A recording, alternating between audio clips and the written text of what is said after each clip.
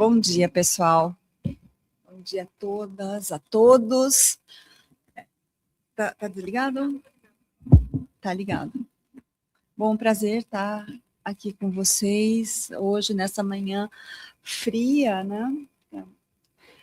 E, ao mesmo tempo, calorosa, para acolher aqui a nossa convidada, a doutora Sabrina Fernandes, e na companhia da professora Mariana Reis Maria, que eu agradeço aqui pela organização desse evento, ao lado do professor Paulo Sérgio Pracalanza também, e com a colaboração da nossa Letícia Ardoim. Obrigada, Letícia, por estar aqui conosco hoje.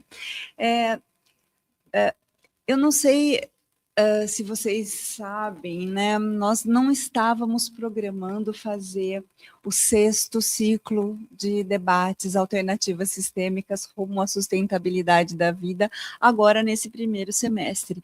E a gente não quis perder essa oportunidade, contando tanto com a presença da doutora Sabrina, como também da nossa disciplina, né, dos nossos queridos alunos participantes aí na disciplina do EPOG, que a Mariana vai retomar daqui a pouco, né?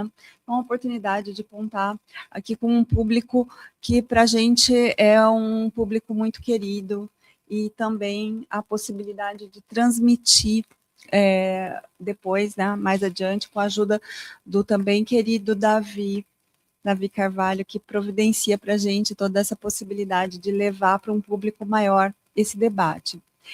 Apenas para falar algumas poucas palavras a respeito do ciclo de debates, nós temos uma iniciativa, esse daqui é o 6º ano dessa iniciativa, é um programa de extensão, um programa que conta com várias ações, né, uma disciplina de graduação, o ciclo de debates correspondente, o livro que a gente editou, agora mais uma ação de extensão envolvendo a pós-graduação aqui no Instituto de Economia da Unicamp, e essa é uma iniciativa que nós tomamos pela primeira vez no contexto da pandemia. E foi um momento que, para o professor Paulo e para mim, era extremamente desafiador, porque diante dessas múltiplas crises complexas e que sobrepõem e interagem, nós tínhamos uma certa urgência de começar o nosso programa didático, em princípio era um programa didático, porque vínhamos há alguns anos, aquela época, com o professor Henrique Ortega, da Faculdade de Engenharia de Alimentos, o professor Luiz Marques, aqui do IFISH, outros professores, o professor Bacique, aqui da casa. Então, nós tínhamos um conjunto de professores, outros colegas da Unicamp também, que participávamos de um grupo de estudos sobre essas temáticas, né, das crises contemporâneas. E naquele momento de estudos, nós aprofundamos os nossos olhares sobre os diagnósticos da crise.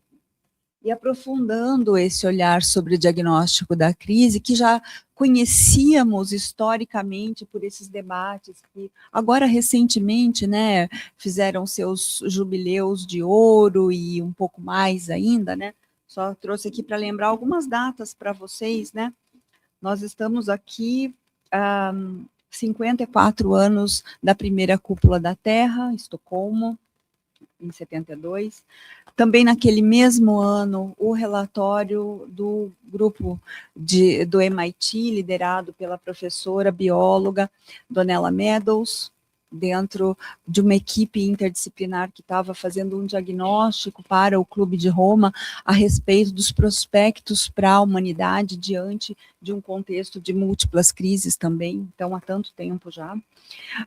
Naquela mesma ocasião, a fundação do Programa das Nações Unidas para o Meio Ambiente, um reconhecimento de que os problemas locais, eles superpassam essa dimensão da ação local e que convocam os países a tomarem ações coletivamente, no sentido de buscar soluções para as urgências que aquela época já se colocavam de forma muito dramática na avaliação de cientistas, né? Dando um pulinho um pouquinho para trás, né?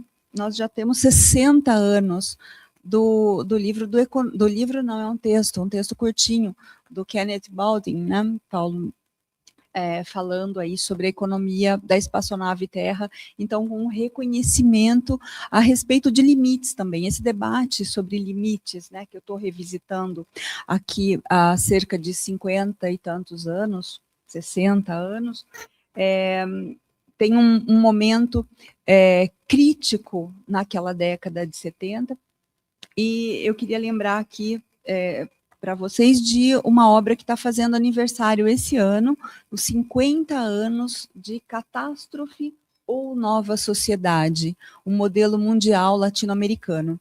Esse é um livro que foi resultado de um projeto de pesquisa de um grupo de intelectuais latino-americanos. Gente, o pessoal do MIT também era um grupo interdisciplinar, mas o grupo de Bariloche, esse grupo liderado pelo geólogo e político e intelectual latino-americano Amílcar Oscar Herrera, que fundou aqui o nosso Instituto de Geociências, esse livro ele era muito mais interdisciplinar, porque, ao contrário da equipe do MIT, ele trazia para o debate cientistas das humanidades, das ciências sociais aplicadas. Ao lado de matemáticos, de economistas, de ecólogos, ele trazia educadores, cientistas sociais, economista, enfim. Nós temos uma equipe fazendo uma modelagem do sistema global e apontando para essa questão que está no título, gente, catástrofe ou nova sociedade. E no primeiro capítulo deles, eles falavam que a catástrofe já está entre nós no sul global há muito tempo. A catástrofe é a nossa companheira. Agora, construir uma nova sociedade está muito além do que almejava esse grupo do MIT. Então, era um embate de ideias, né, uma cisão entre norte e sul global ali, do ponto de vista epistemológico, do ponto de vista de como é que a gente entende o problema. Porque se a gente não traz as ciências sociais aplicadas, as humanidades, para a mesa de debate, a gente não discute rumos da sociedade, né? Então, queria aproveitar essa ocasião para celebrar aqui os 50 anos desse livro, que faz parte da história da nossa casa, que é a Unicamp, uma vez que o professor Amílcar Herrera se estabeleceu aqui e fundou o nosso instituto, meu departamento e tudo mais.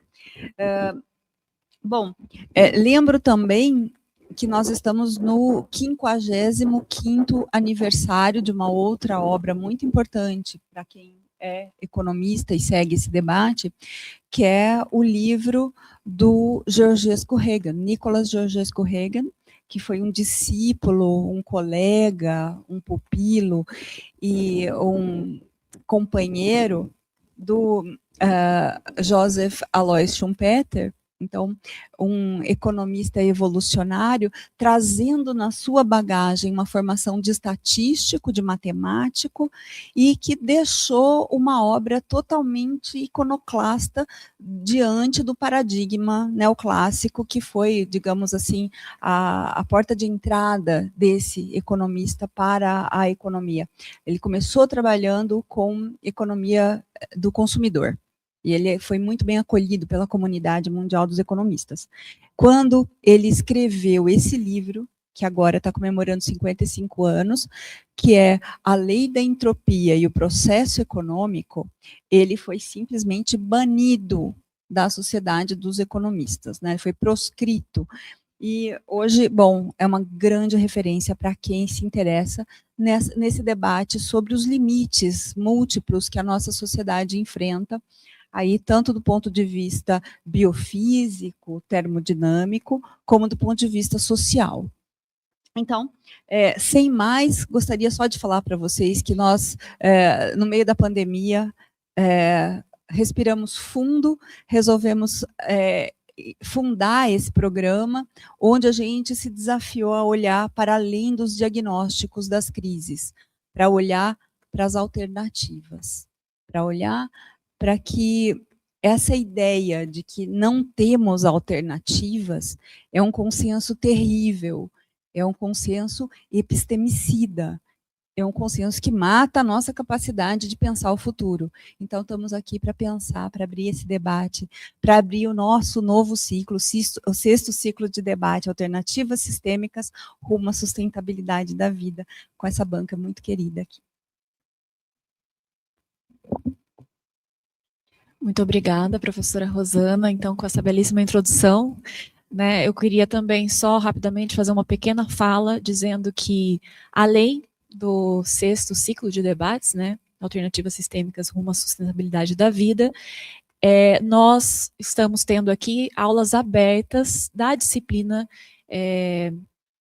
Economia das Mudanças Climáticas, Perspectivas Latino-Americanas, que é uma disciplina que está sendo oferecida na pós-graduação do Instituto de Economia neste semestre, em parceria com a EPOG, o Programa Europeu de Economic Policies for the Global Bifurcation, se eu não me engano, e nós estamos oferecendo pela primeira vez aqui no Instituto, em parceria com a EPOG, estamos inclusive recebendo alunos, alunas, né, mais precisamente, que fazem parte desse programa e estão conosco nessa disciplina. Então, como continuidade dessa disciplina, né, a segunda parte, da primeira parte da disciplina, só para contextualizar vocês, eu, professora Rosana e professor Paulo, nós apresentamos aí um conjunto de visões críticas, diagnósticos, e principalmente, né, diagnósticos sobre a questão da problemática climática ambiental, né, e suas intersecções com a questão sociológica, antropológica e econômica, né? Então, agora, a partir desse momento, nós iniciamos essas aulas abertas com convidados muito especiais, convidadas muito especiais também, que vão apresentar para a gente que alternativas, né, são possíveis, né? Então, o fim deste mundo não precisa ser o fim do mundo, como é o título de um dos nossos colegas aqui, do Fábio Otegui, que defendeu sua tese no ano passado. E aí, para isso, nós decidimos convidar pessoas que militam também, né, nas alternativas, né, cada um com sua bagagem, com suas experiências, para que compartilhem conosco aqui nesse momento de aula aberta para a comunidade, não somente, né, para os alunos da nossa disciplina, mas abertos à comunidade da Unicamp e também para quem se sentir à vontade de vir de fora também, convidar pessoas de fora. Essas são, né, aulas abertas à nossa comunidade. Sem mais, né, porque a gente está aqui para ouvir a Sabrina hoje, eu vou passar para a Letícia, que vai fazer, aluna da nossa disciplina, Letícia Hardwin, que vai fazer aí uma pequena introdução à nossa convidada de hoje. Obrigada, Letícia.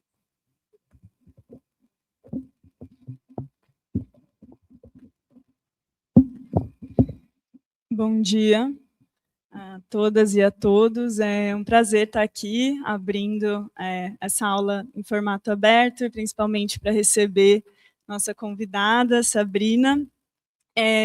Antes de fazer a apresentação, eu só queria dizer que é muito importante estar aqui também, a gente em conjunto, para refletir juntos sobre essas novas possibilidades de organização social e econômicas, que sejam compatíveis com os limites, né, da natureza, com os limites planetários, e justamente porque a gente já está vendo que os modelos de desenvolvimento tradicionais e atuais, eles não estão dando conta e estão levando a gente ao colapso, né?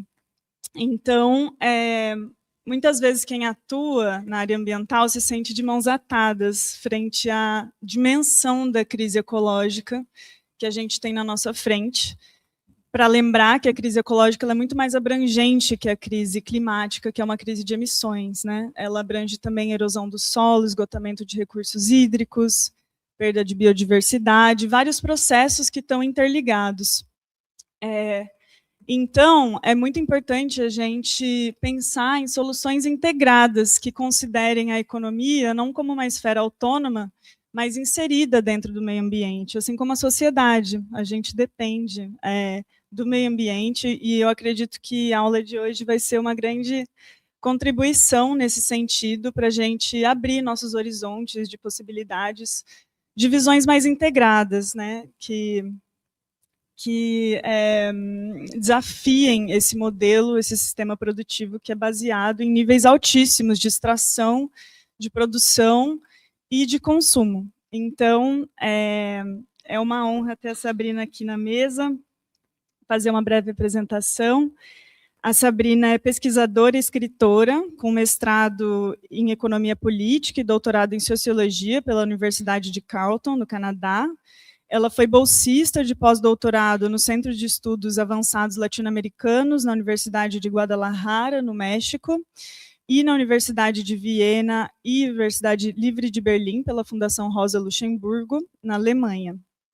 Ela pesquisa transições justas, internacionalismo, América Latina e ecossocialismo. Atualmente, é pesquisadora sênior de liderança no Instituto Alameda, conselheira sênior de pesquisa no Centro de Tecnologia e Industrialização para o Desenvolvimento da Universidade de Oxford e cientista residente César Lattes, do Instituto de Estudos Avançados aqui na Unicamp, onde ela tem apresentado resultados das suas pesquisas sobre policrises planetárias e transições ecológicas justas. Inclusive, essa semana tem alguns debates com ela para vocês acompanharem, se tiverem interesse. Ela também é ativista, assim como a Mariana mencionou, no Pacto Ecossocial Intercultural do Sul. Ela está no comitê editorial do NACLA Report e é colunista do Intercept Brasil. Tem vasta produção acadêmica em várias línguas e países, e além de seus livros autorais, também organizou edições comentadas das obras de Marx e Engels no Brasil. O seu próximo livro, Outro Fim é Possível, será publicado pela editora Planeta ainda esse ano. O título da apresentação de hoje são Intersecções Ecossocialistas, Transformação Produtiva e Civilizatória. Obrigada, Sabrina. Obrigada a todo mundo que está aqui hoje ouvindo. Sabrina, a palavra é sua. Olá, bom dia. Tudo bem? Obrigada, Rosana, Mariana, Paulo, Letícia, todos vocês estão presentes nessa manhã friozinha, mas já fiquei sabendo que já vai esquentar de novo mais tarde. É um prazer estar aqui. Não sei se vocês notaram, mas vocês são as primeiras pessoas a ouvir publicamente o nome do livro novo. Outro Fim é Possível, a Policrise Planetária desde o Sul Global. Então, vai sair semestre que vem, finalmente. Daqueles livros demorou muito tempo para ser parido, gestado, parido e tudo mais, então estou bem contente. E a gente está num momento curioso, sabe? Hoje eu estava vindo, peguei um trânsito terrível para chegar aqui, e aí eu estava olhando algumas coisas, aí umas pessoas que eu conheço, assim, do meio climático, que são mais da área de justiça climática, estava assim, nossa, que sensação esquisita, eu estou me sentindo otimista. E aí eu fui ver o que eram as conversas, estava no Blue Sky, olhando assim, aí o pessoal falando, e é uma sensação meio engraçada. Eu tenho uma amiga, eu vou começar com uma anedota, porque eu acho que é importante, é segunda-feira. Eu tenho uma amiga que mandou uma mensagem meio desesperada para mim semana passada, assim, ela estava ouvindo, acho que o podcast O Café da Manhã, e aí estavam falando da questão do petróleo e tal, e ela assim, estou apavorada, e eu, apavorada porque a pessoa lá falou coisas pavorosas. Aí eu falei assim, pavoroso no sentido, eu não ouvi, então não tem como opinar, você pode falar, Mari, mas assim, foi péssimo. Sim, mas ela ficou tipo, assim, meu Deus, o que eu faço? Aí eu falei, calma aí, o que você está ansiosa? Não, porque do jeito que as coisas estão assim, pronto, acabou, né? E ela tem filhos pequenos, então assim, as pessoas vão ficando. A eco-ansiedade é um negócio que bate muito. E eu fiquei pensando, cara, é bem essa dificuldade que a gente tem de tratar dos temas, sempre trazendo a solução do lado, porque é tão fácil fazer diagnóstico. Bom e ruim, né? Fazer o diagnóstico, bom, dá mais trabalho, mas ainda é muito mais fácil do que a gente apresentar soluções. Aquela grande dificuldade na crítica, a gente parece que consegue mais apoio, porque está todo mundo meio indignado. Na hora de apresentar a solução, começa a ver as diferenças entre nós. Então, tratar de alternativas sistêmicas é mais difícil realmente, então menos pessoas estão fazendo isso e a gente está sofrendo as consequências disso porque a população geral, quando chega no debate de crise ecológica, quando chega na questão do clima, não consegue ver isso de um ponto de vista de tem uma transformação possível a ser feita. Elas chegam a informação chega nelas assim, pronto, acabou, é o que tem.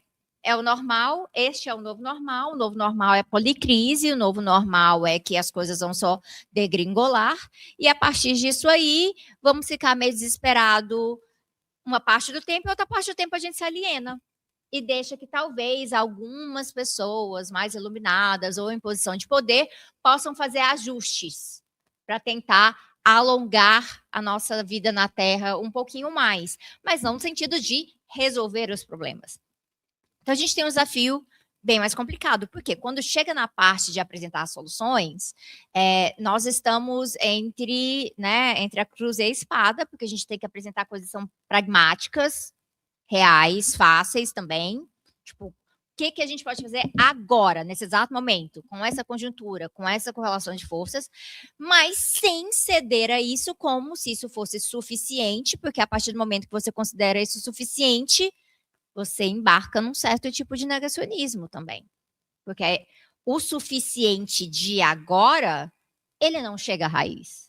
Chegar à raiz é um processo mais profundo, mais longo e muito mais contraditório. Então, o desafio de apresentar a solução, de apresentar a alternativa, é muito maior. E é onde a gente encontra uma possibilidade de bater cabeça assim, com os nossos colegas, principalmente no ponto de vista da economia. Eu acho que isso é muito importante. Eu estava nessa mesa aqui ano passado, no Festival de Ideias, aí eu lembro de falar assim, gente, é porque assim, economista não tem letramento climático, inclusive aqui, tá? É importante, falta o letramento climático. A gente tem feito conversas nesse sentido, né? De que não adianta ter uma disciplina que trate da alternativa se isso também não permear todos os outros lados. As outras disciplinas, os outros professores, as outras áreas têm tratado disso também. E aí, nos últimos anos, eu meio que resolvi assim, onde é que eu vou entrar, quais são os espaços que eu posso entrar como economista, que são muito inóspitos para uma pessoa ecossocialista, mas que eu acho que pode ser assim, interessante intervenção. Aí eu comecei a trabalhar mais diretamente com política industrial. E é realmente um dos lugares mais curiosos para mim, porque em certos termos eu estou tentando fazer ajustes ali para pouco a pouco as pessoas entenderem numa área de política industrial algumas coisas relacionadas a limites planetários, mas elas não sabem que no fundo eu estou falando de decrescimento. Elas não sabem que no fundo eu estou falando de uma outra lógica de planejamento econômico. Mas a gente vai semeando aquelas coisinhas nesses espaços, é no que dá, só que isso não vai ser suficiente. Por quê? Isso é técnico. No lado técnico, a gente propõe ajustes. No lado técnico, a gente propõe políticas pontuais. Coisas que podem ser implementadas num governo, que a gente está agora, que podem segurar as pontas, ou intervenções que são intervenções estratégicas por conta do momento específico do desenvolvimento tecnológico ou de uma nova descoberta.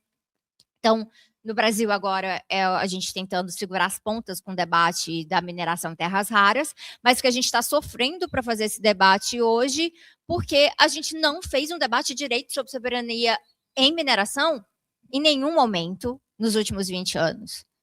Foi totalmente normalizado a Vale, todas as outras empresas, as multinacionais de mineração no Brasil, e aí agora, porque tem um momento especialmente estratégico, porque se fala de transição energética, precisa desses 17 elementos de alguma forma, esse debate vem à tona, mas ele também vem à tona sem contar o outro lado deste debate, porque a corrida por vários desses minerais, e não somente terras raras, outros minerais críticos, mas a gente tem que falar do processo de extração no geral, a gente está falando de ferro, a gente está falando de tantas outras coisas também, ela também tem a ver com uma corrida militar, ela também tem a ver com uma corrida tecnológica. Eu vi recentemente um podcast com uma pessoa que eu respeito muito, assim, do lado do clima, falando assim, porque assim, você olha para o Trump, você vê ele tá indo atrás da Groenlândia, ele sabe, porque minerais críticos e não sei o que lá, então ele não é um negacionista. Eu fiquei, como assim ele não é um negacionista? Porque isso aqui, ele sabe que essas coisas são importantes para a transição energética. Não, ele é, na verdade, o que eu chamo de negacionista de espólios, que é o padrão do capitalismo hoje em dia. Eles sabem que as crises estão aí e eles querem garantir o seu. É uma lógica de segregação. E eles vão fazer isso porque pode ser útil se precisar fazer uma eletrificação, mas o objetivo central não é descarbonização. Então, quando se fala de industrializar, quando se fala de minerar, né, certos minerais com propósito de transição energética, a gente tem que lembrar que também é com propósitos militares. E nós não temos uma discussão em lugar nenhum deste planeta de fazer vinculação real no processo industrial para garantir que o que seja minerado aqui seja produzido para coisas muito específicas e que a gente tenha uma vinculação de destino final, inclusive, do que é essa cooperação, como é que isso vai ser desenvolvido. Então, o nosso problema é muito mais embaixo e que exige que nós tenhamos a ousadia de também pautar horizontes mais largos, porque por mais que se eu falar de ecossocialismo para vocês, vocês falam, Sabrina, mas olha a situação que a gente está hoje, entendeu? Estreito de Hormuz, fechado, guerra, olha aí, olha para o mercado, como é que está a questão, né? É o preço do Brent, é a situação relacionada a fertilizantes e tudo mais. Por que você está falando de algo que parece tão distante? Porque, do ponto de vista do materialismo histórico dialético, que a gente aplica na ecologia marxista e na economia marxista, nós temos que ter uma noção de onde nós queremos chegar para pautar as condições que precisamos construir hoje.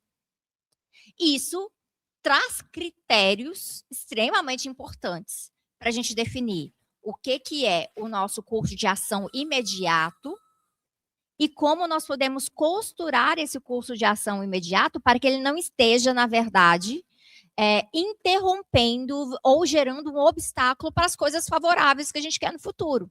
Então, se eu virar para vocês do ponto de vista da policrise planetária e falar assim, olha, mudança climática, realmente vamos descarbonizar tudo.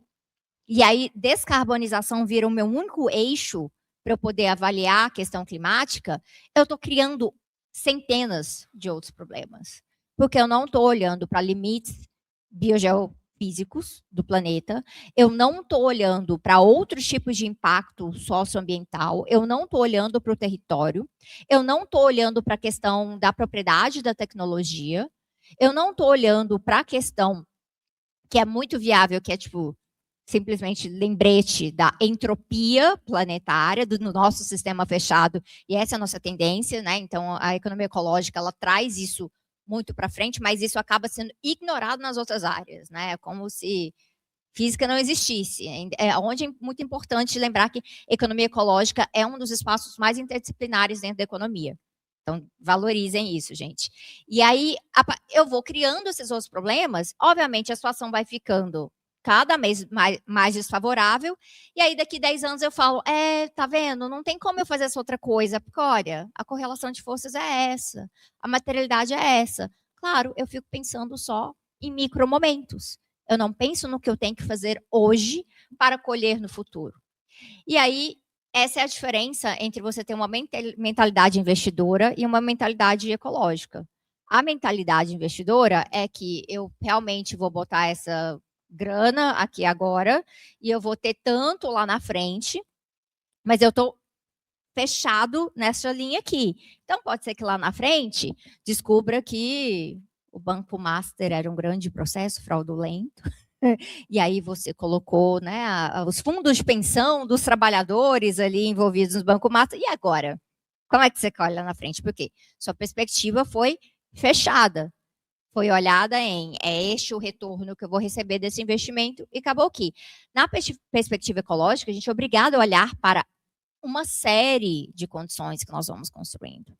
Então, olhando para o ponto de vista do solo, que foi a grande virada de chave de Marx para pensar em ecologia, foi olhar solo e agricultura. Foi o que mudou muito. Quando tem aquela alegação, porque Marx é muito produtivista, no Manifesto Comunista, ele e o Engels elogiando a questão da grande indústria e tal, que foi um debate feito no primeiro estágio do ecossocialismo, eu já vou entrar nesse ponto. Uma coisa que ficou evidente é que, olha, é preciso olhar para o todo da obra. E no todo da obra, Marx percebe que o solo é vivo. Ele está estudando Liber, e o solo é vivo. Então, se o solo é vivo, eu estou pautando diversas interações ao mesmo tempo aqui. Se eu vou semear, se eu vou nutrir. Então, eu tenho que pensar holisticamente, que é o oposto da mentalidade investidora. Porque na mentalidade investidora, a gente está competindo uns com os outros. Não tem como você pensar suficientemente holisticamente, porque é tudo muito exclusivo. Agora que a gente está vivendo a era da economia das bets, em que tudo é apostável, eu estou sempre esperando que o outro se ferre, porque isso melhora as minhas chances de eu ganhar mais. Na ecologia é o contrário. Há uma condição favorável de lá, ela também se torna uma condição favorável para cá. Isso não quer dizer que a gente está falando, né, de um jogo de soma zero, porque na ecologia a gente tem parasitismo, a gente tem outras lógicas também que são nocivas. Mas a ideia é que o metabolismo ele se autorregula. E a intervenção humana está atrapalhando essa autorregulação do metabolismo. E aí Marx tem uma discussão que é interessante já no Capital, no livro 1. Todo mundo fala muito do livro 3, porque o livro 3 é onde tem a questão da agricultura, então a gente pega muito a discussão ali para falar de ruptura metabólica. O John Bellamy Foster talvez seja um dos autores que trabalhou isso com mais aprofundamento nessa primeira leva do debate da ecologia marxista, mas isso foi se espalhando também. Mas, eu até peguei aqui o índice da minha versão online. Então, capítulo 13, que é o de maquinaria e grande indústria. Aí vocês vão lá, e só na seção 4, tá? Seção 4, capítulo 13, aí vocês vão, dentro do capítulo 13 tem 10. Grande indústria e agricultura, que é uma parte que eu gosto muito do Capital. Eu tive o privilégio de, quando eu estava fazendo economia na faculdade, sou graduada em economia também, e no meu terceiro semestre, de ler o Capital volume 1 todinho, em sala de aula. E eu acho que foi muito bom para ter esse apoio, para entender essas coisas.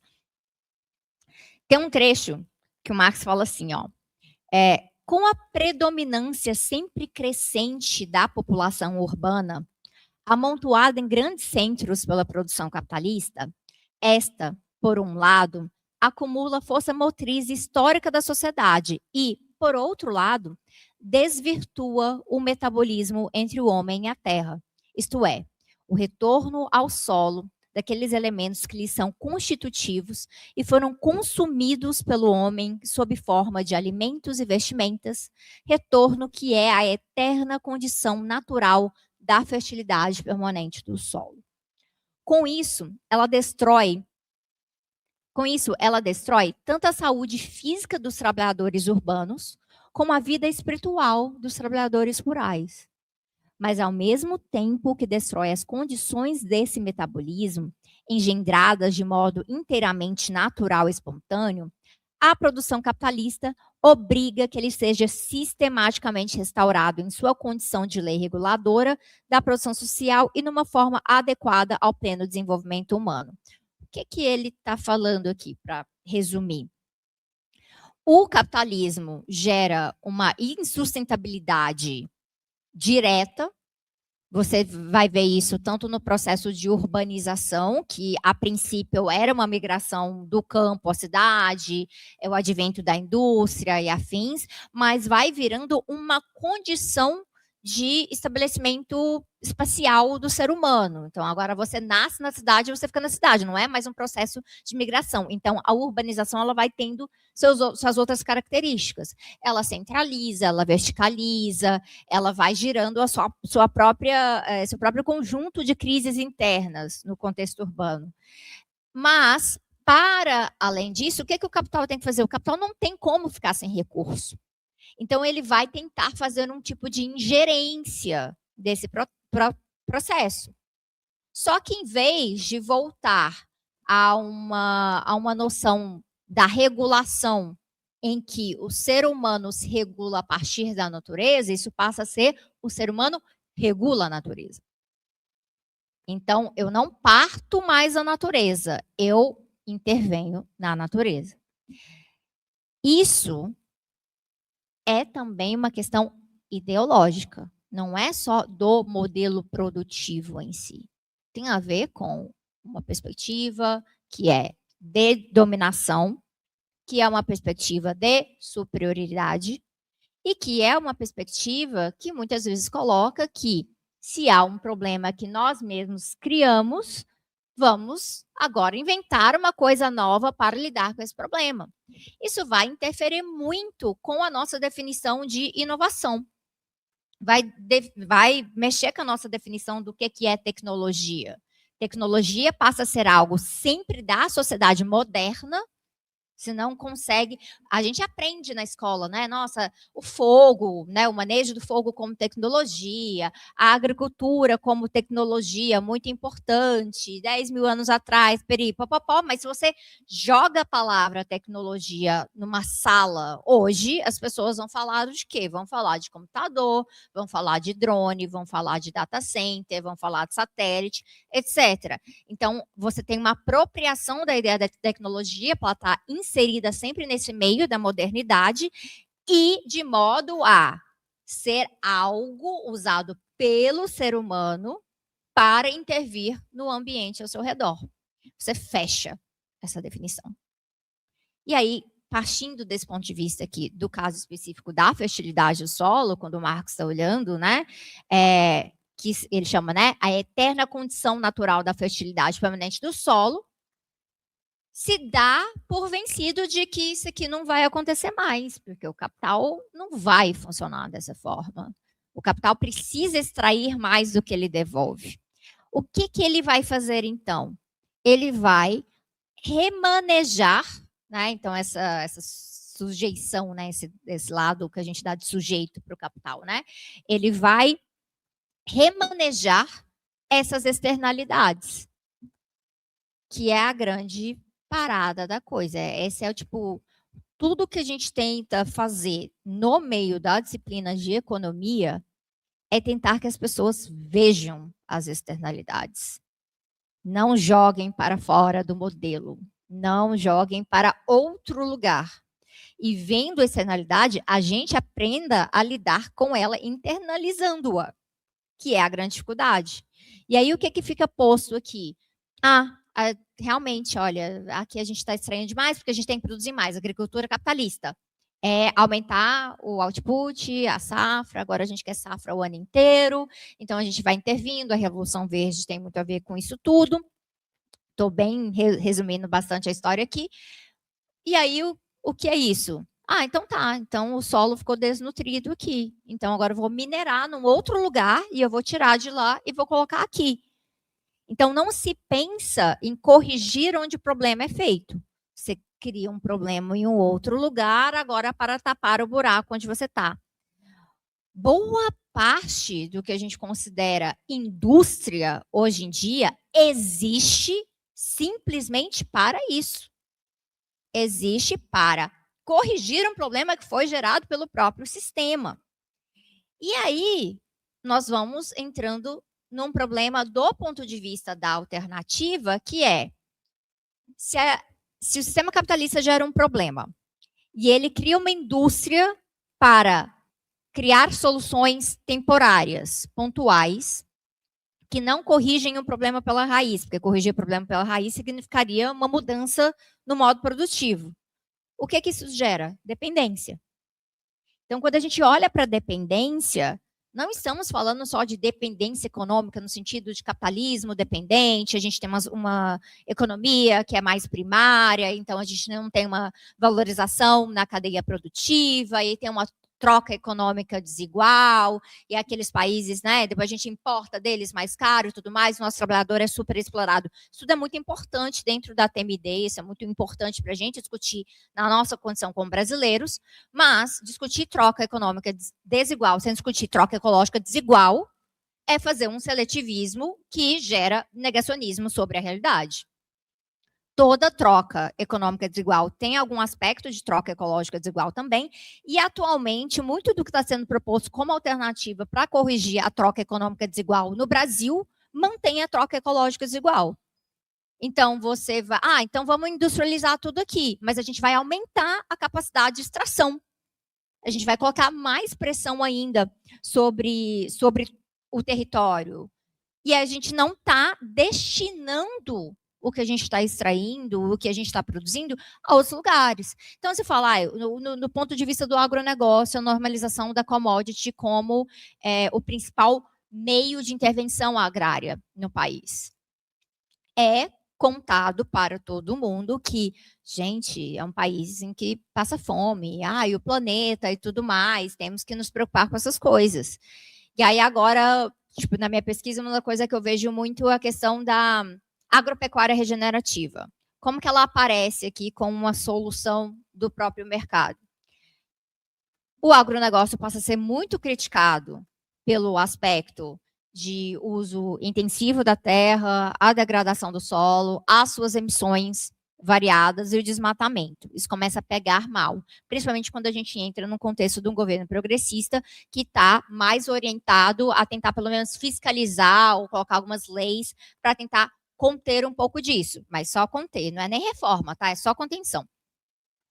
E aí o agronegócio ele precisa se reinventar, porque isso vai gerando várias pressões e ele mesmo sabe que quanto mais ele degrada o solo, mais caro fica para ele, porque ele vai ter que trazer input de outros lugares também. Então, eu vou ter que colocar mais fertilizante, eu vou ter que investir mais em transgênico, eu vou ter que investir mais em pesquisa. Então, por que não eu facilitar as minhas próprias condições de produção? Vou inventar um negócio mais regenerativo aqui. Existe uma coisa chamada agroecologia, que é um arcabouço bastante diverso. Não serve. Por quê? A agroecologia, ela reconhece limites internos da produção. Então, não dá para eu aumentar a safra exponencialmente em 10 anos dentro da agroecologia, porque ela não é voltada para isso. A agroecologia é voltada para que a gente tenha uma produção de produtos agrários dentro de um metabolismo que vai se autorregulando. Então, obviamente, como ferramenta, como tecnologia, como arcabouço de conhecimento, isso não serve ao agronegócio. Então, o agronegócio precisa inventar uma outra coisa. Então, ele vem com a conversa da agropecuária regenerativa e, por falar regenerativo, parece tudo muito lindo, muito ecológico, muito maravilhoso. Eles vão na COP, eles fazem agrizone, entendeu? Eles chamam outros especialistas em produção agrária, desenvolvimento agrário e tudo mais. E eles falam disso e falam, olha só, o agro está se autocorrigindo, que incrível, está esverdecendo, vai para a capa de uma revista, algo assim. Mas o que não foi questionado nisso aqui? A mercadoria.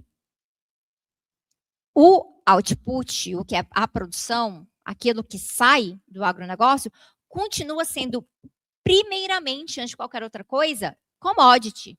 Continua sendo, antes de qualquer outra coisa, algo a ser vendido, não como direito. Então, a priorização do lucro, que é o que está fazendo com que o agro se interesse por algumas coisas um pouco mais verdes, que se interesse por algumas coisas que pareçam um pouco mais ambientalmente responsáveis, porque uma hora a água vai subindo, ela bate no pescoço até da grande burguesia, da elite, do modo hegemônico que a gente habita hoje. E é por isso que, no geral, você vai abrir um Financial Times da vida, um The Economist, estão todo mundo falando de policrise. Todos eles entendem que os problemas estão chegando, eles estão batendo na porta. Só que eles não vão chegar na raiz, porque chegar na raiz implica mudar o modo de produção e reprodução e a nossa própria visão de como nós nos relacionamos nesse metabolismo terrestre. Então, no caso da agropecuária regenerativa, o que eles falam? Não, a gente vai fazer aqui pastoreio rotativo, né? Achando que estão inventando pastoreio rotativo, né? Como se fosse uma coisa que o campesinato não fizesse, né? Há trocentos anos. Pastoreio rotativo, isso vai ajudar a prevenir a degradação do solo, então a gente não vai ter esse tipo de emissão. Isso também vai ser interessante do ponto de vista que agora a gente vai, né, poder ter animais mais soltos, gado, nesse país que tem mais gado do que ser humano, né? Os gados é um pouco mais solto e tal. Então, já, nesse ponto de vista, a gente vai economizar um pouco mais com antibiótico, porque eles não vão ficar tão confinados. Olha só, né, de onde estão saindo os incentivos aqui. E a gente vai estar fazendo compensação das emissões, porque o gado está emitindo metano para caramba, mas não se preocupe, a gente vai dar aditivo para eles de alguma forma, um pouco de ração, a gente vai mediar com esse aditivo com base de sílica, né? Coisa, a Embrapa está investindo nisso e tudo mais, então eles vão arrotar menos. E aí, ao mesmo tempo, você está tendo essa fixação de carbono no solo, com a prevenção da degradação e com a manutenção de um pasto melhor cuidado. Então, agora a gente está compensando as nossas próprias emissões. Então, olha só, vai dar tudo certo. E aí ninguém te conta, né, que tem um limite de quantidade de carbono que se estoca no solo. Então, você tem pasto. Pasto não é a mesma coisa que um bioma bem desenvolvido. Tipo, a caatinga, que não precisa ser floresta, tá? A caatinga tem uma capacidade de sumidouro de carbono alta. Por quê? Não é simplesmente sobre ter árvores, é sobre a interação química da biodiversidade. No pasto, você não vai ter isso. Então, eles não contam essa parte da história, e, ao mesmo tempo, uma vez que você tem esse paradigma estabelecido, a gente põe mais umas 1000 cabeças de gado aqui, mais um pouquinho ali, e vai ficando por isso mesmo. A forma mercadoria não foi questionada. E a presença da elite, da propriedade privada, dessa burguesia, também passa sem nenhum questionamento. Do nosso ponto de vista, quando a gente está trabalhando com alternativa que seja sistêmica, é fundamental voltar à forma mercadoria e voltar a essa discussão de que, por ser mercadoria e não uma produção pautada em valor de uso, pautada realmente no que é necessário e no que é metabolicamente possível, ela está sempre orientada, essa ruptura metabólica, que mesmo quando você faça uma gestão de melhor equilíbrio metabólico em algum lugar, você está levando o problema para outro. Porque, do ponto de vista da commodity da carne, por exemplo, o objetivo é manter uma lógica de exportação, abrir novos mercados.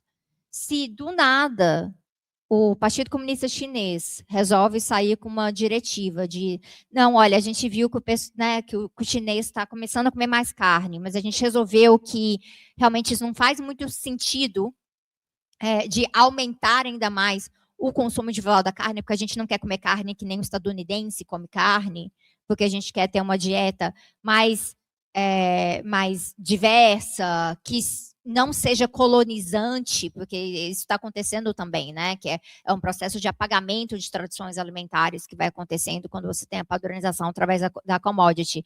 Se o Partido Comunista Chinês faz isso e fala, então tá, então a gente não vai importar tanta carne, mas é pânico no Brasil. É pânico. Por quê? Nós criamos uma lógica de aproveitamento do uso do solo e de criação de animais e de plantio de commodities específicas também, como soja, milho, etc., tudo para manter esse tipo de ciclo. E aí, se a China, que é o mercado em expansão, que é para onde o agro está mirando, resolve travar ali, o que ele vai fazer? Ou ele vai tentar reabrir mais ainda desse mercado no Brasil, convencer mais ainda que tudo isso é importante, ou ele faz alguma manobra com os Estados Unidos, ou ele precisa renegociar alguma coisa com a Europa, ou então a gente parte para a África e alguma coisa com o Banco de Desenvolvimento para abrir neste outro lugar. Por quê? Ele não pode ficar sem essa abertura constante de mercado. E aí a gente encontra uma dessas questões. A forma mercadoria, por sua natureza, não reconhece limites. E esse é um dos nossos principais problemas. Por que eu abri a discussão com tudo isso? Porque quando eu falo de ecossocialismo, parece uma bandeira distante e uma coisa que não tem nada científico técnico por trás disso, né? O pessoal que... E eu não vou nem falar, né? Ai, nossa, a galera da direita, extrema-direita, anticomunista. Não, os colegas mesmos. Os colegas que gostam de acusar de ideologia, porque não enxergam a própria ideologia, têm uma noção de que o que nós queremos é algo que não dialoga em nada com a realidade, que a gente está falando de algo muito distante, ou utópico no sentido do mau uso da palavra utopia. O bom uso da palavra utopia é para mim, o único uso aceitável, na verdade. Utopia é algo que não existe, portanto, vou tentar fazer existir. Então, essa é a lógica por trás da utopia concreta. Para eles, utopia é impossibilidade, e aí eles têm que arranjar outra palavra para falar disso aí. Só que o que é possível é algo baseado nas condições materiais. Então, o ecossocialismo, como uma linha de discussão alternativa, ele não somente está pautando algo que seja diferente e que bata de frente com a questão da mercadoria, com a concentração dos meios de produção, a propriedade privada e a exploração do trabalhador, mas é uma linha que considera que a exploração do trabalhador, a apropriação de recursos, a constituição da propriedade privada e a enorme desigualdade com todos esses bilionários que a gente tem hoje, tudo isso existe porque a natureza está sendo apropriada de uma forma muito específica, muito predatória, que é mantida em cima de externalizações constantes, e que nós nos auto-enganamos sobre essas externalizações porque tiramos a tecnologia do seu lugar. Enquanto a tecnologia ela passa a existir como mediação do ser humano e natureza, o manejo do fogo foi isso, a agricultura na sua origem foi isso, aprender a entender o ciclo do rio, né, as suas enchentes, a várzea, aprender a olhar a questão da lua e crescimento, tudo aquilo ali sempre foi um desenvolvimento tecnológico em que o ser humano aprendia com a natureza e aí interagia a partir desse aprendizado para se manter dentro desse metabolismo, pensando sobrevivência e vivência. Uma vez que isso passa a ser ao redor do lucro, a gente normaliza os impactos. Aí isso vai criar um enorme problema, mas não se preocupem, em nome do progresso, em nome do desenvolvimento. Então, o ecossocialismo, ele eu diria, né, essa é a defesa que eu faço, ele acaba sendo muito mais radical do que outras vertentes socialistas, porque ele acaba tendo que perguntar mais coisas, não pode se dar por satisfeito. A gente não consegue se dar satisfeito com vamos fazer uma revolução internacionalista, global, todo mundo vai tomar os meios de produção e agora a produção vai ser socializada. Mas a gente vai produzir o quê? Como? Para quem? Em que quantidade? Em que lugares? Com que materiais? Com que tecnologias? Essas perguntas são muito mais difíceis.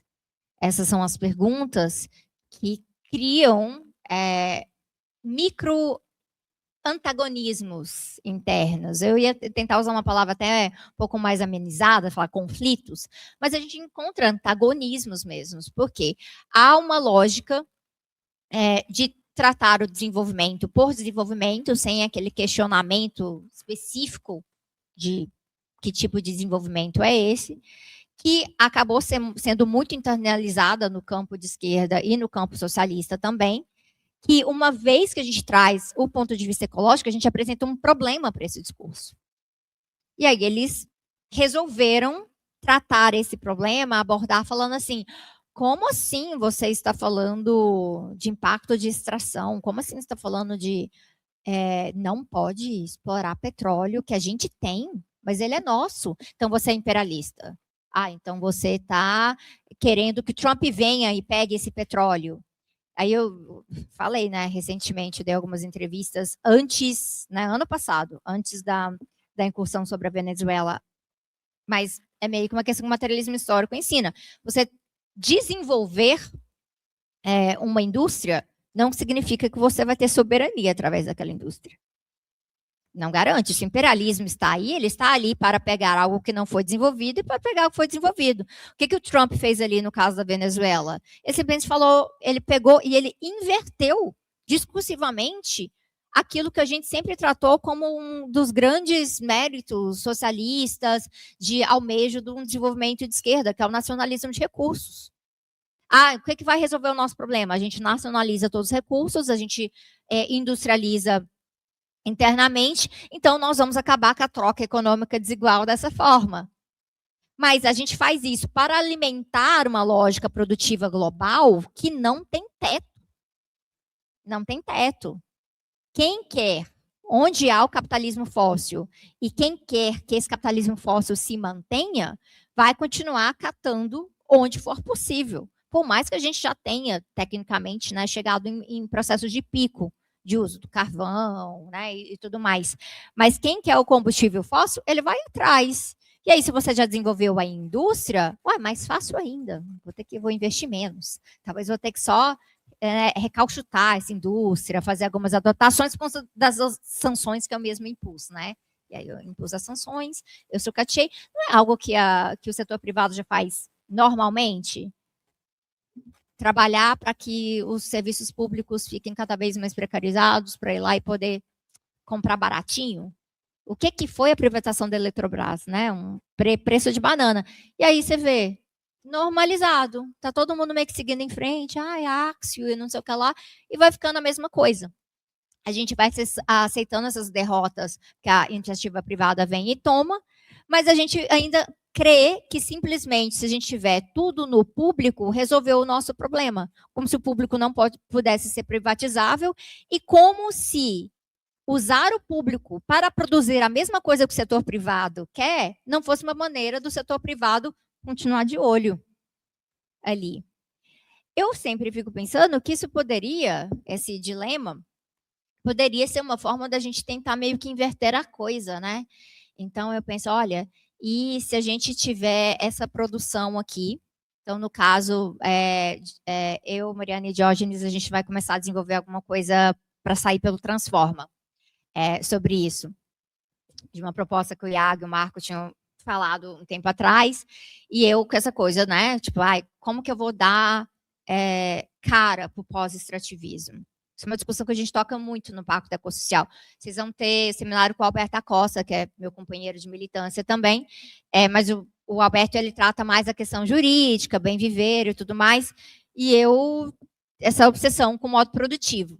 E aí uma coisa que muitas vezes me perturba na discussão do pós-extrativismo é que eu só vejo o anti-extrativismo, né? Eu não vejo a parte de como é que a gente reformula o processo extrativo para que ele não seja pautado pela extração infinita, mas seja pautado pelo reaproveitamento, seja pautado pela eficiência no modo produtivo e pelo sentido do uso da coisa. E aí uma coisa que eu sempre trago, que eu não acho que o problema seja extrair neodímio. O problema é para quê?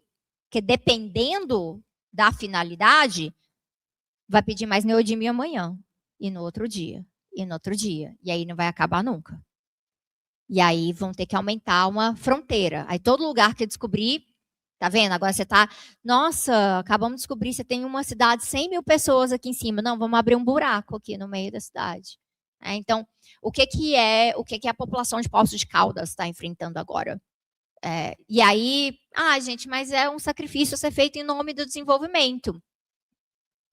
Vai ser sempre assim? Sempre sacrificando pessoas, comunidades, ecossistemas em nome do desenvolvimento? E aí, quando vem o novo problema? Porque vai gerando uma dependência, e quando você gera essa dependência, a gente não consegue nem discutir direito o assunto mais. O que está acontecendo? A questão de Candiota, no Rio Grande do Sul, eu acho que é um exemplo bem claro. A população da região não gosta da ideia de você não operar a usina de Candiota mais. Por quê? Gerou-se um nível de dependência econômica absurdo e não se chega com uma alternativa. Não se chega com uma discussão de transição justa ali naquele lugar. Então, do ponto de vista, a gente não quer Candiota operando, Candiota 3 operando. Do ponto de vista de realmente descarbonizar a matriz brasileira, não me interessa que a gente siga minerando carvão, importando carvão minerado em outros lugares também, para utilizar termoelétricas super ineficientes, algumas delas nas mãos do grupo dos Irmãos Batista, né? Então, assim, mantendo a mercadoria e esse mix do setor privado dentro da nossa matriz elétrica. Olha o tamanho dessa contradição. Mas se eu chego ali sem uma alternativa posta, e isso é muito conveniente para governos e para o setor privado, falar que você só tem 2 escolhas, você dificulta essa discussão. Então, o ecossocialismo ele tem que chegar na discussão produtiva bem equipado. Ele não pode só chegar falando, olha, gente, eu imagino uma sociedade em que a gente termina com a ruptura metabólica e que a gente está produzindo pensando em qualidade em vez de quantidade. Estou fazendo aqui uma autocrítica do ponto de vista do desenvolvimento do debate ecossocialista. Primeiro e segundo estágio ficou muito parado nisso. A gente faz uma diferenciação que é muito arbitrária. Ninguém vai conseguir te falar assim, tem estágio 1, estágio 2, estágio 3, começou com isso, fechou com aquilo. É uma coisa mais ou menos para a gente organizar o que foi o desenvolvimento desse debate.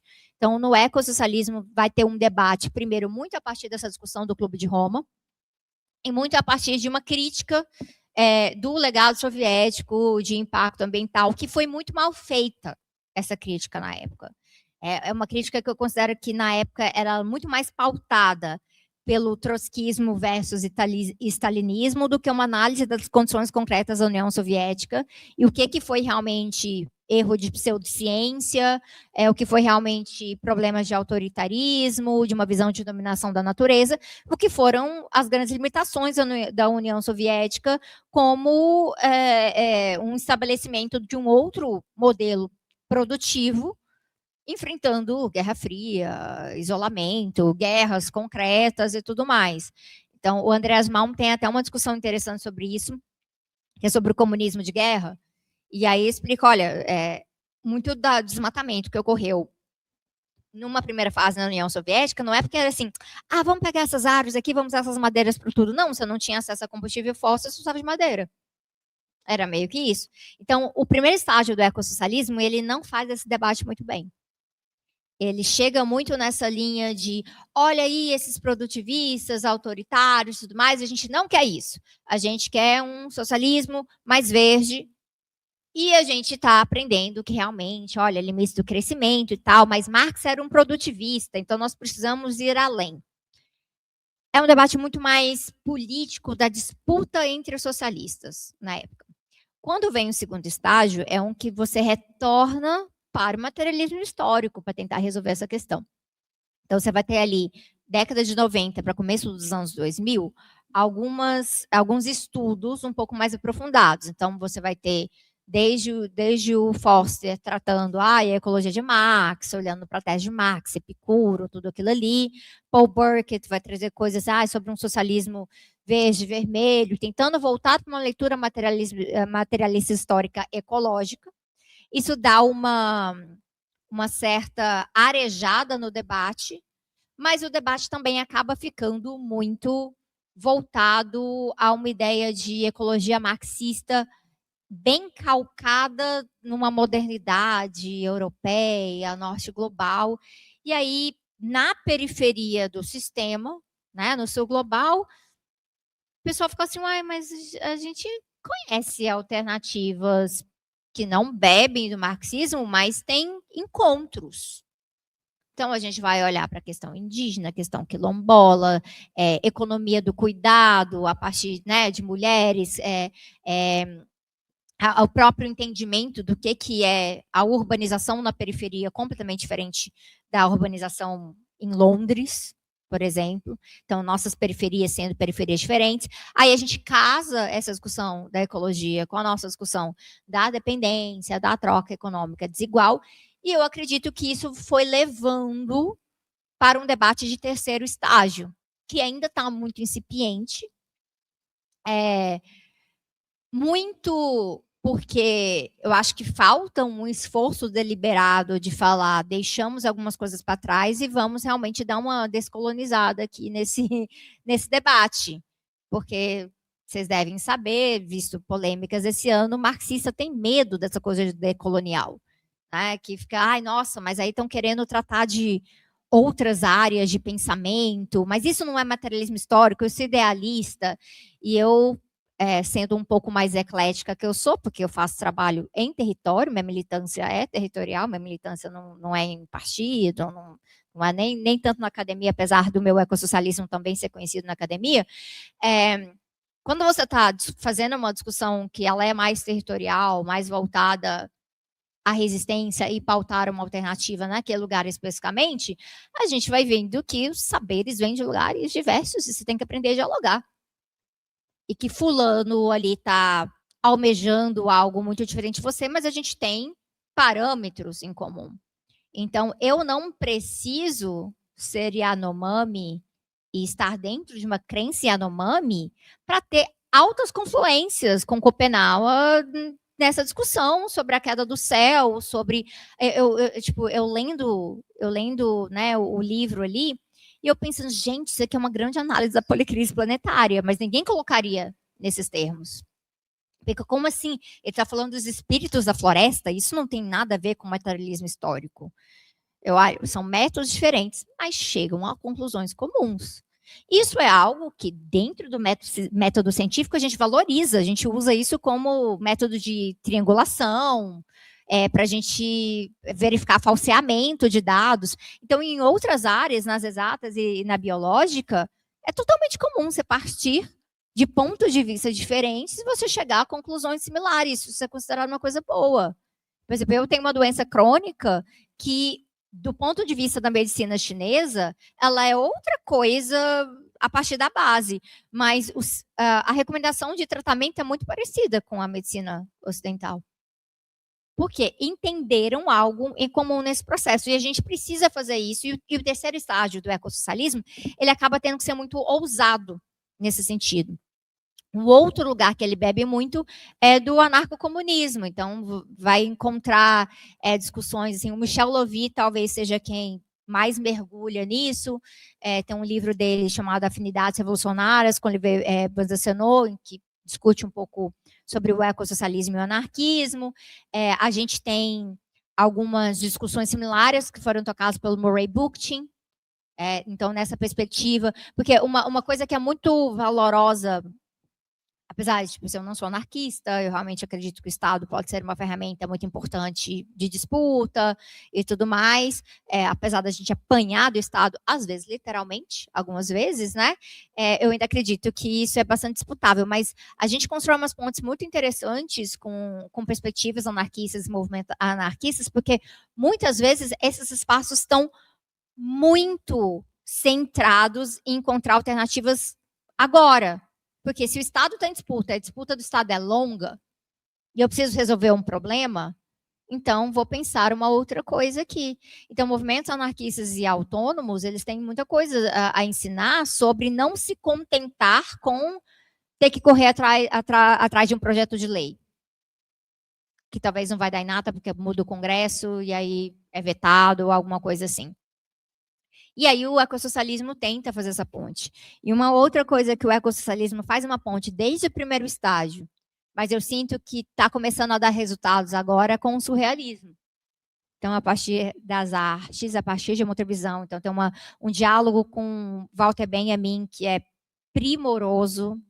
Então, olhando o materialismo histórico como uma visão realmente de futuro, e não... Porque quando a gente fala histórico, a tendência é você achar que a gente está falando do passado, né? É uma ideia de história calcada no passado. Mas o materialismo histórico como visão de futuro, que é isso que eu falo, construir as condições para o porvir, Walter Benjamin tem muito a ensinar, né? Então, assim, a tese sobre história ali, incrível, e o Michel trabalha muito com isso, mas tem uma ligação, por exemplo, com o socialismo e o Manifesto Socialista, André Breton e tudo mais, que, por sua vez, vai dialogar com algumas cosmovisões que a gente tem na América Latina. Porque esse ousar sonhar acordado, com uma coisa que o Explore falava, né, o Norddesign, esse ousar sonhar acordado é muito desvalorizado dentro da academia, né? Talvez seja nas áreas de artes visuais, na dança, na corporificação da expressão, mas nos lugares que entre aspas aqui, se chamam de científicos, eles acham bobeira. Do nosso ponto de vista, é justamente o que vai nos prevenir de ficar fechado dentro de uma lógica de pensamento e que vai permitir que a gente crie sensibilidades para resolver vários problemas. E aí, isso, nesse exato momento, está meio que borbulhando no meio da solução ecossocialista. Só que a realidade concreta é que, se a gente pegar assim, a gente tem o mundo em que a extrema-direita está avançando, em que os fascismos são diversos, né? Aí você pode chamar do que você quiser, né? O fascismo. Eu sou muito pouco apegada a essas discussões de nomenclatura, porque a gente teve essa discussão, né, Paulo, quando a gente está falando de antropoceno, capitaloceno e tal. Eu quero saber a substância. Aí depois a gente acorda com os nomes que todo mundo dá para as coisas. Acho que o nome é uma coisa meio que depois. Eu quero saber a substância. E aí, nesse mundo de fascismos, neofascismos, reorganização de extrema-direita, novas formas de articulação internacional entre eles e tudo mais, desse mundo de convivência entre capital fóssil e capital verde, desse mundo que vai ficando pavoroso, que aí a minha amiga está desesperada, me mandando mensagem que a ansiedade dela bateu no teto. É justamente um mundo em que o ecossocialismo é desse tamanico, é muito pequeno. Porque você vai ter um apanhado da hegemonia capitalista, aí você vai ter um campo progressista geral que, para existir no campo progressista, existe normalizando o capital, porque nos espaços chamados progressistas, o capital está ali. O que a gente faz é a gente ajusta, a gente humaniza, a gente enverdece, mas você não questiona o capital, porque não tem como operar fora dele. E aí você vai caminhando um pouco mais para a radicalidade, aí você chega numa esquerda, aí você chega ali, né, numa esquerda mais socialista, que vai ter, vai almejar questões de desenvolvimento, de progresso, distribuição, igualdade e tudo mais. Mas para chegar na parte ecológica, como isso nos traz questionamentos de contradição muito mais profundos, a gente está muito na margem, muito na margem. Então, movimentos ecossocialistas são titicos, eles são micro, eles são muito pequenos, que se chamam verdadeiramente de ecossocialistas. São coletivos aqui e ali, algumas redes, eu fui do comitê de direção da Rede Ecossocialista Global, então, o que a gente foi entendendo com o tempo? E é uma discussão que eu comecei a tocar ali lá para 2014, 2015, um pouco, com o Michel, quando eu saí do Canadá, era parte de um coletivo ecossocialista lá, e eu pensando nessa questão mais internacional, foi até engraçado, porque quando eu voltei para o Brasil, eu descobri que ecossocialismo no Brasil era meio que sinônimo de trotskismo, eu não fazia ideia, porque eu não militava numa organização trotskista, então diria que eu já entrei numa fase do estágio 2 do ecossocialismo, quando eu descobri o ecossocialismo. E eu entendi que não é sobre transformar as organizações em organizações ecossocialistas. É sobre inserir a possibilidade da alternativa ecossocialista em outros espaços de articulação. E isso facilitou esse diálogo, essa formação de pontes. Então, estar em território e eu poder olhar num assentamento que você tem algumas escolhas quando a gente fala de reforma agrária. Você poderia simplesmente estabelecer que é sobre, está na lei, tem que ser feita a reforma agrária, então a gente empodera o INCRA e a gente começa a expropriar propriedades e a gente tem um mapeamento, cadastramento das famílias sem terra no Brasil e a gente distribui essa terra e dá esse título da terra para eles. Pronto, a reforma agrária está feita. Para muitos, essa é a discussão de reforma agrária. É você expropriar e redistribuir. Acaba aí.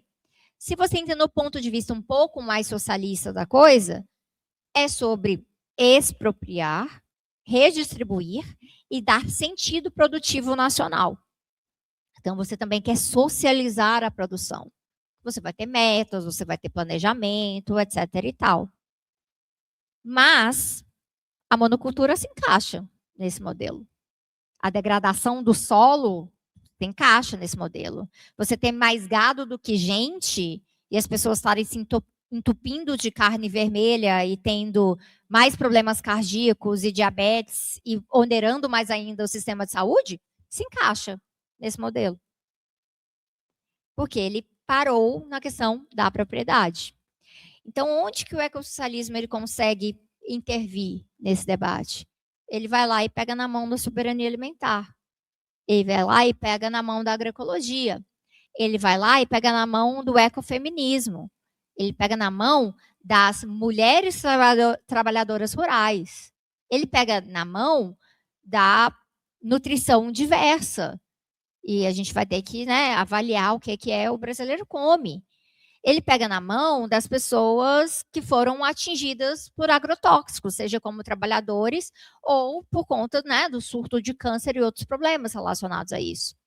Então, serve para fazer uma grande costura. É por isso que eu chamo muito carinhosamente de marxismo metabólico. Porque a discussão do metabolismo está presente, eu li aqui do Capital, volume 1 para vocês vão achar no 2, no 3, vocês vão achar outro, né, para além de Marx e Engels, mas assim, um marxista fenomenal da história, que é o Isvan Mesaros, falava do metabolismo, do Capital e tudo mais sobre isso, mas eu acredito que o ecossocialismo é onde você internaliza esse marxismo metabólico, porque o metabolismo é isso, eu tenho que estar conectando tudo.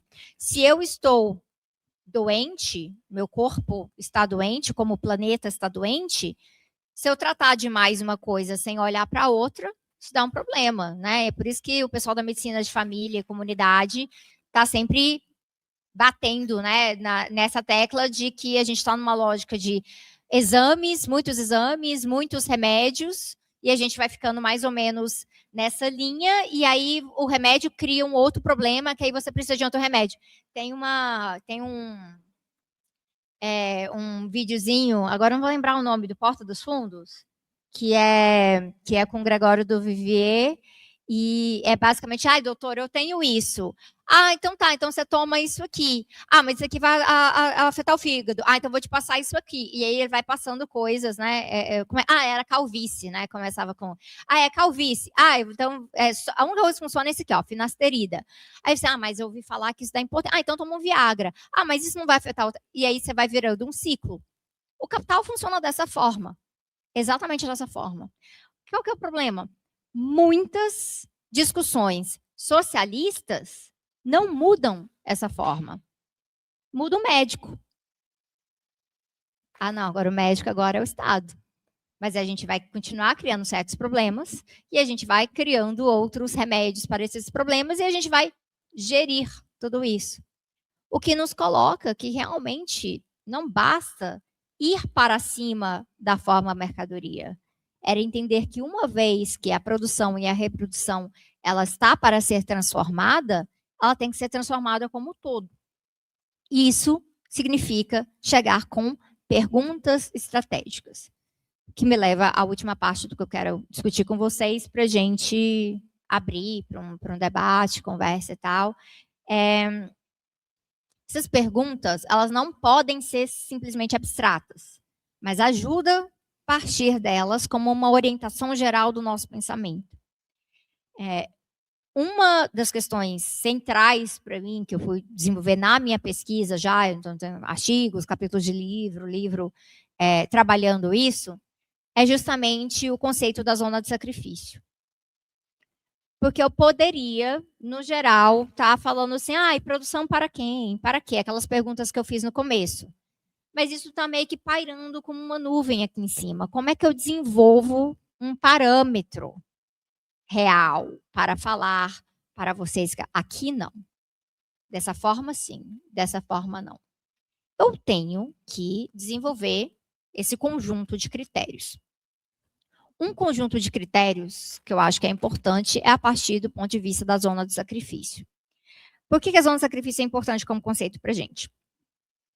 Esse é um conceito que ele surge, inclusive, a partir da discussão do racismo ambiental, que alguns lugares são mais externalizáveis que outros, eles são mais descartáveis que outros.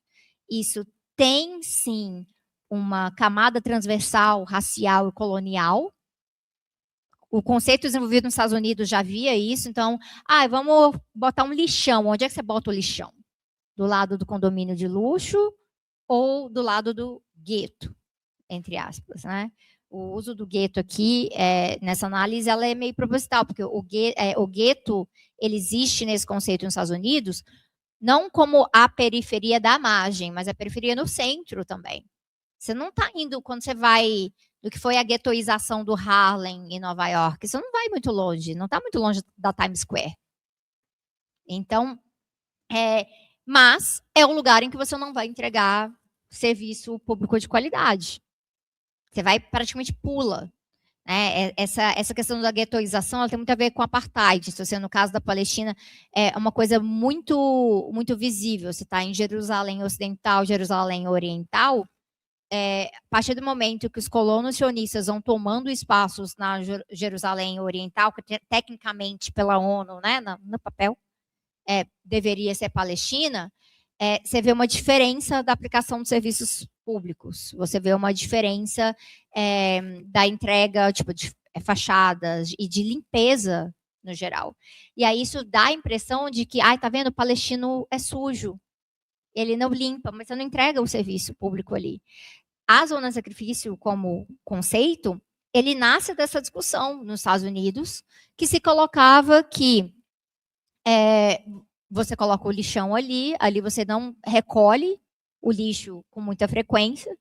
Então, é uma área que tem mais insetos, é uma área que tem mais doenças, é uma área que é mais suja, que é mais esteticamente desagradável, e eles colocam a culpa na população negra dos Estados Unidos. Mas, na verdade, é algo causado pelo racismo. Então, esse zoneamento do sacrifício, dessa descartabilidade, ele é parte desse capitalismo racial. Ele vai se desenvolver dessa forma. E aí a gente pega esse conceito e a gente começa a olhar para outras aplicações. Então, uma aplicação que ficou muito visível da zona de sacrifício é justamente a partir da zona de extrativismo, não extração. Tem sempre uma confusão, porque a gente usa extrativismo no Brasil no outro sentido também, falar tipo, de atividades de comunidades tradicionais. Mas é bom colocar um pouco essa diferença, sabe? Porque no resto da América Latina, no resto do mundo, é sempre o outro sentido. O que eu tento explicar é que atividades de comunidades tradicionais de extrativismo geralmente são relacionadas a materiais renováveis. Então, assim, colheita, pesca tradicional, artesanal. Então, você não está fazendo uma intervenção de ruptura no metabolismo daquele espaço. Já o extrativismo, como modelo de produção, o capitalismo é um modelo econômico cujo modelo de produção é cada vez mais extrativista. Porque uma vez que você não vai tendo mais renovabilidade, a tendência é realmente tirar e nunca mais devolver. Então, o modelo de produção extrativista, ele acaba sendo completamente pautado por zonas de sacrifício. Porque a ideia é que este cobre existe. Nós usamos cobre. Se o cobre existe, nós temos que extrair. É imperativo que se extraia.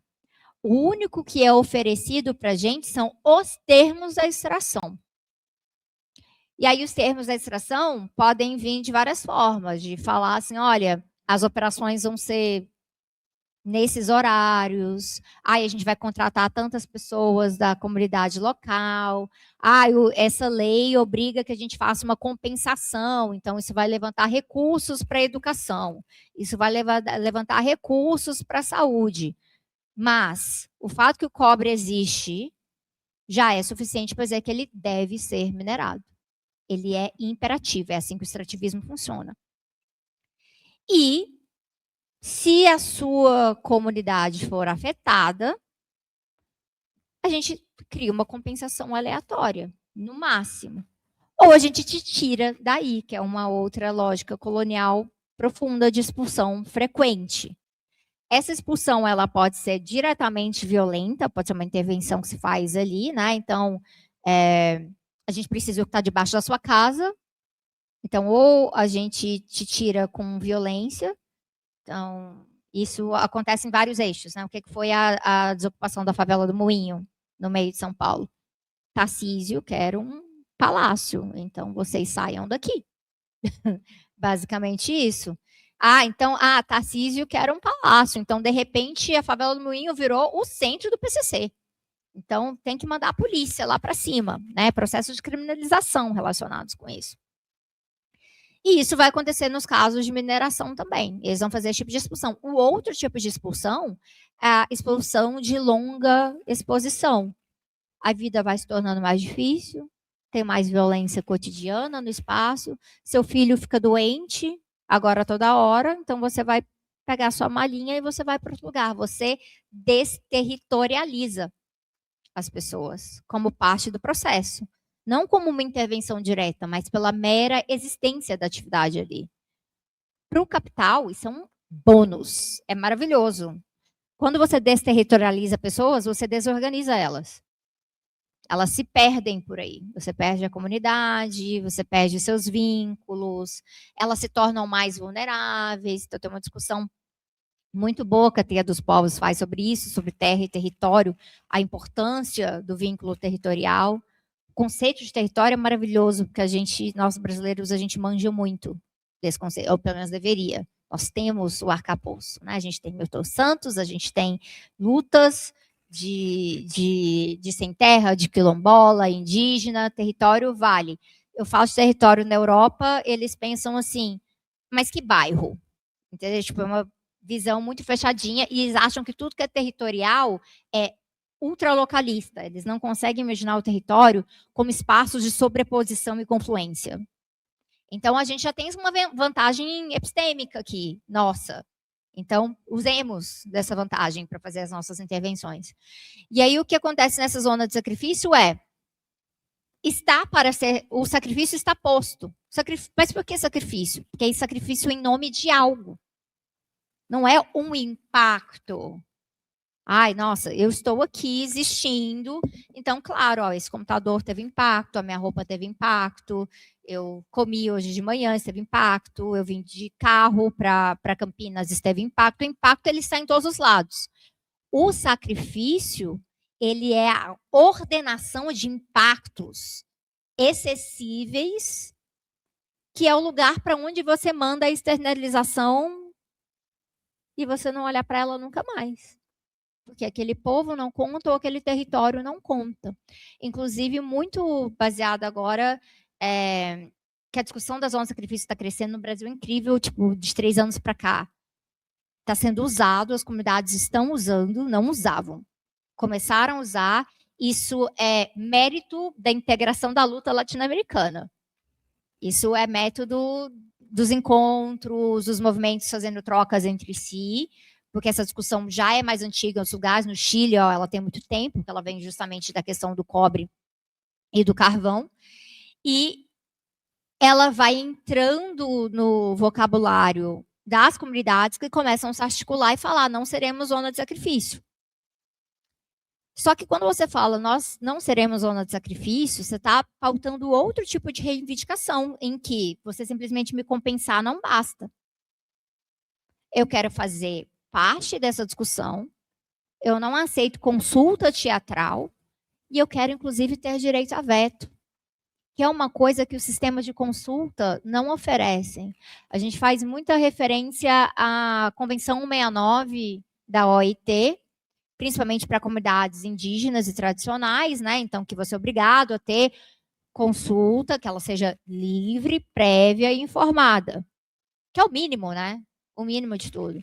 Mas a convenção também deixa muito claro que a consulta é orientada para ser livre, prévia e informada, mas ela não garante o direito do não.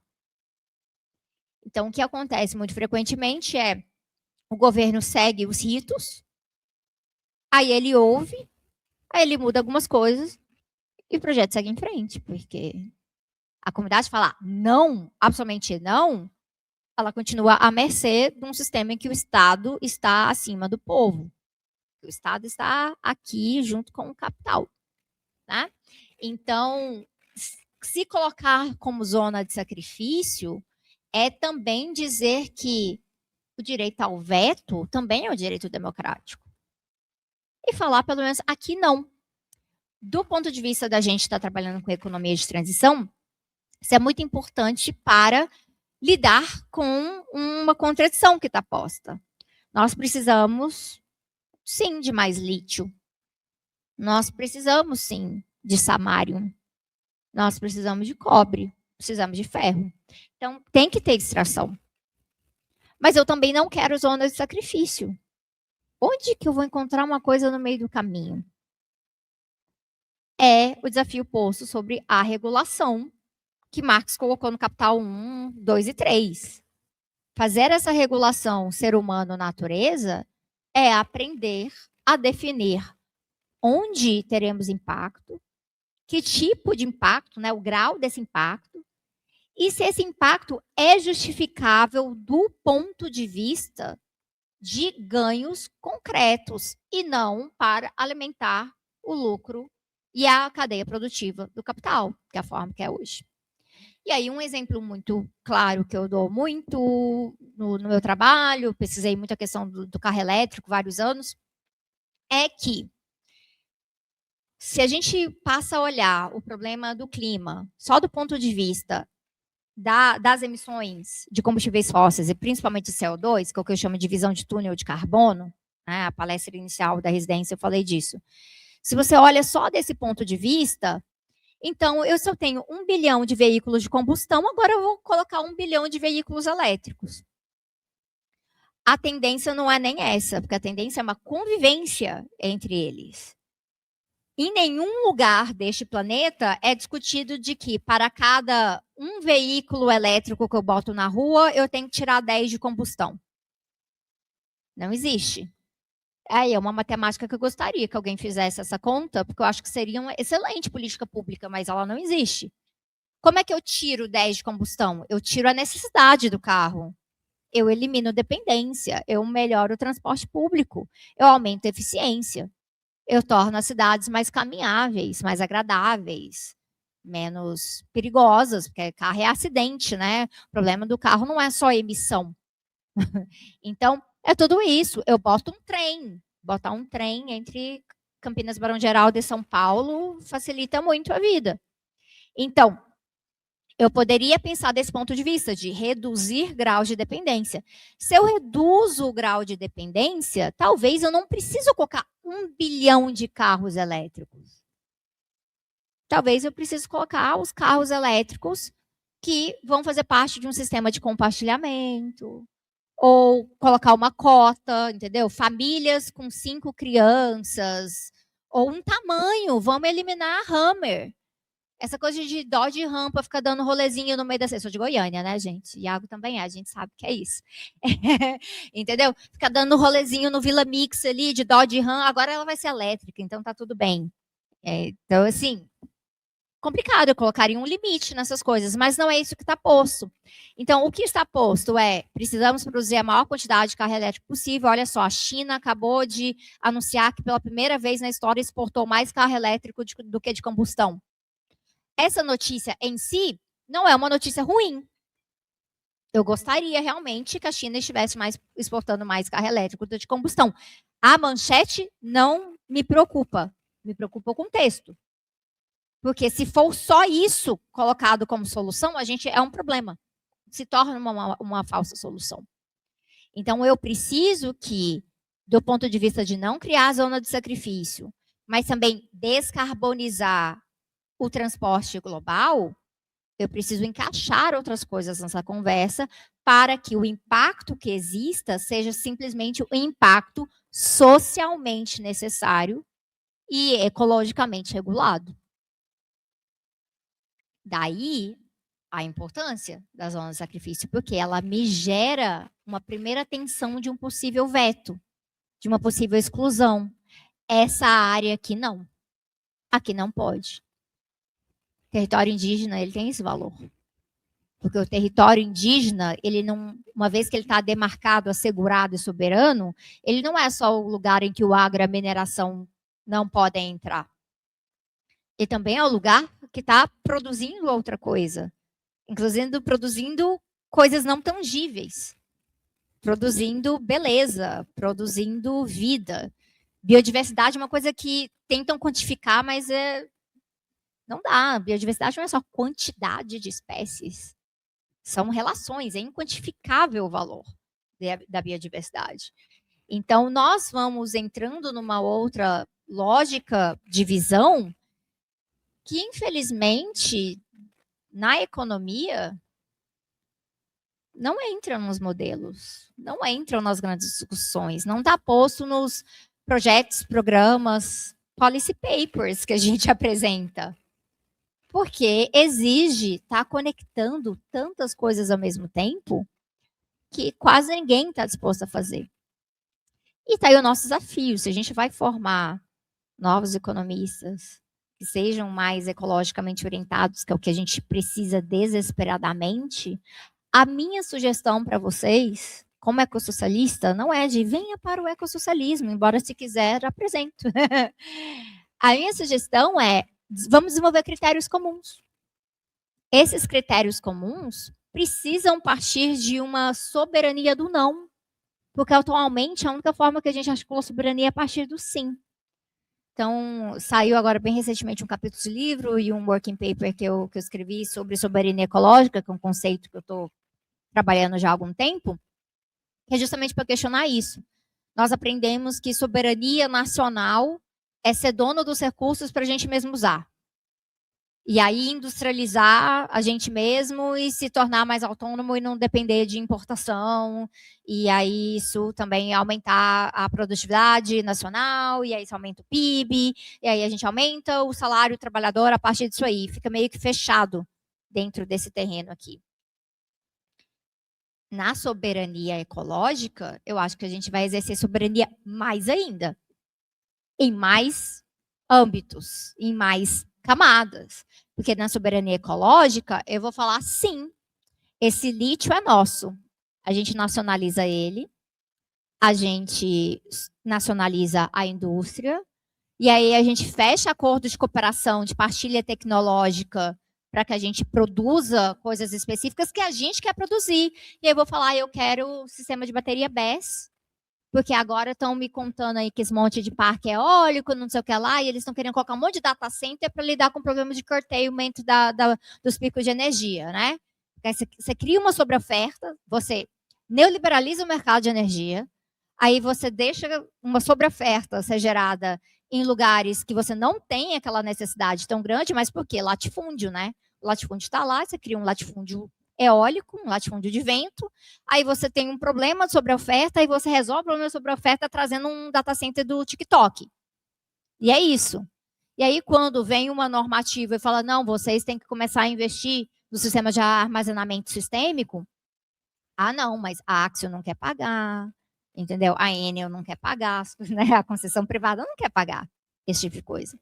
Então, você fala, não, eu vou produzir, eu vou fazer um acordo Brasil-China, que eu estou inventando na minha cabeça aqui agora, e aí, nesse acordo, o que a gente for extrair de lítio do Vale de Jequitinhonha vai ter uma quantidade limitada, porque eu não vou acabar com aquele território inteiro, eu vou conciliar isso com outros objetivos da população que eu vou aprender no processo de consulta livre prévia informada, que não pode ser exclusiva para o território indígena, ela tem que ser normalizada como um pilar da democracia, não vou fazer consulta teatral, aí eu vou definir os parâmetros de limite de produção ali, e a partir daquilo ali, eu quero destinar para a produção de algo que eu teria que importar de outra forma, então eu vou produzir aquilo, outros minerais que sejam importantes, eu vou fazer acordo de cooperação e de comércio exterior baseado naquilo ali, eu começo a produzir,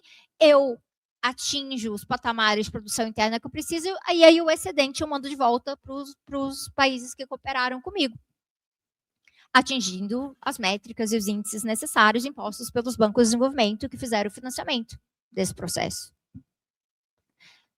Essa discussão não está posta em lugar nenhum. Não está. Por quê? A nossa imaginação está completamente parada numa visão de soberania nacional que não olha o todo da produção, que não considera limites planetários, que normaliza impactos e que normaliza impactos extremos, como a zona de sacrifício, que existem, inclusive, onde não tem humanos. Há uma tendência muito antropocêntrica, né, agora, de pegar a zona de sacrifício onde tem gente que é barulhenta para reclamar. Que é o mesmo problema do especismo, né? Então, nossa, aqui tem trabalho escravo, então, nossa, a gente tem que fazer algo aí sobre esse fazendeiro, entendeu? Mas se ele está degolando animais, sofrimento extremo para produzir carne, ovos, laticínios, aí tudo bem. Esses corpos já são sacrificáveis, a gente nem lembra deles. Então, retomar essa discussão do sacrifício, trazer para dentro o sacrifício em nome de quem? É extremamente valioso, porque isso vai nos trazer uma possibilidade de pensar transformação completamente fora da caixinha. Completamente fora desses modelos vigentes. A gente vai poder ousar mais. Isso vai nos trazer uma capacidade de conectar mais áreas, mais setores. Isso ganha capilaridade. E ganhando capilaridade, muito provavelmente, a gente consegue ter provas de valor direta para as pessoas de que, olha, a nossa alternativa funciona. Porque ela fez isso, fez aquilo. Não foi só uma coisinha pequena. Muito do que a gente tem perdido de terreno na proposta da alternativa é porque a gente sonha muito pequenininho, muito baixo. Pequenas coisinhas aqui. E aí, quando a gente fala de horizontes, né, programa máximo, a gente pula a etapa, né? A gente vai lá para o final. Mas como essa construção de condições para chegar naquele horizonte máximo já pode trazer ganhos para todos os lados, seja para aquela comunidade que agora não vai estar respirando carvão, ou seja para alguém que agora vai ter eletricidade limpa, bem conectada, baratíssima, e que não vai estar sofrendo de apagão o tempo inteiro, a gente acabou de unir partes diferentes do país nessa luta. A gente acabou de unir pessoas que trabalham com a questão industrial, que querem tornar essa conexão possível também. Então, essa perspectiva, ela nos apresenta uma possibilidade de conectividade entre as lutas, mas também entre os setores de planejamento, os setores produtivos, que deveria ser melhor explorada, mas que atualmente, porque nós estamos praticando economia pautada em visão de túnel, a gente não enxerga. Nós temos uma possibilidade enorme, como brasileiros, como um país que está, todo mundo olhando para o Brasil, pelo potencial, seu desenvolvimento, né, de emergente, e que a gente tem muito recurso interno realmente de fazer as coisas diferentes. A gente está numa posição de exercer soberania ecológica que Porto Rico não tem. A gente está numa posição de exercer soberania ecológica que as Filipinas não têm. Então, por que não, a partir do nosso local, do nosso saber, das nossas conexões, ousarmos um pouquinho mais e, a partir disso, a gente pode ganhar e aí a gente pode finalmente também chegar, né, à nossa meta, ao nosso parâmetro de unir o resto do mundo dentro do mesmo propósito, levar os trabalhadores do mundo univos a um patamar mais concreto. Vou encerrar por aqui.